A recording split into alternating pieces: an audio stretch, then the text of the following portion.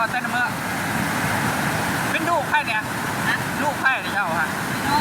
ฮะน้อยใช่โอ้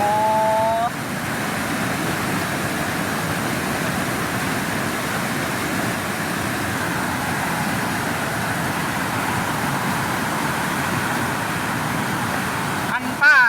ว่างผู้ใดอยู่หะว่างผู้ใดอยู่หะเป็นแย้งค่ะฮะ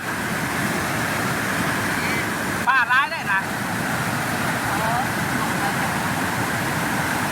ที่ไหนอยู่ใกล้ๆนี่นะอยู่ห้องเนี่ยอยู่ห้องผมช่วงเนี่ย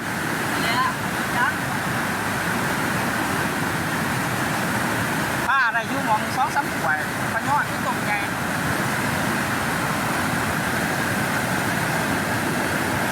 นี่เขาผู้ใดนะเขาใครเนี่ยฮะยี่ใส่โอ้เฮ็ดกับปานี่เนี่ยวะ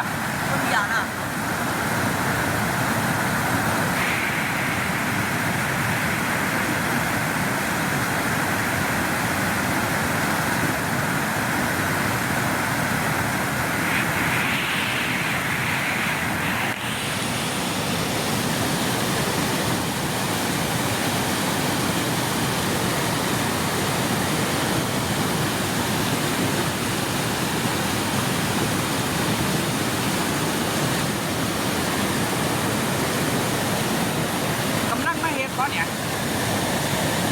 โอ้ของเก่าเขาได้มาแปลงเอาของเก่าเขาวะ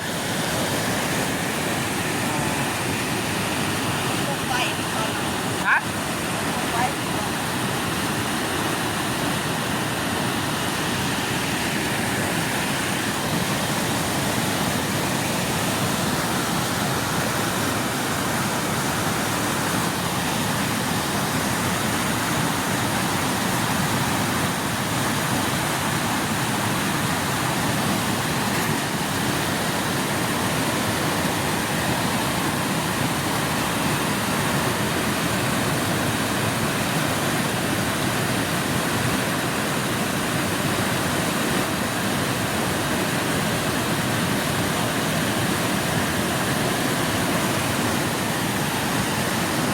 ขั้นนำขึ้นเนี่ยอ่านว่าปีนี่เลยร้ายบ่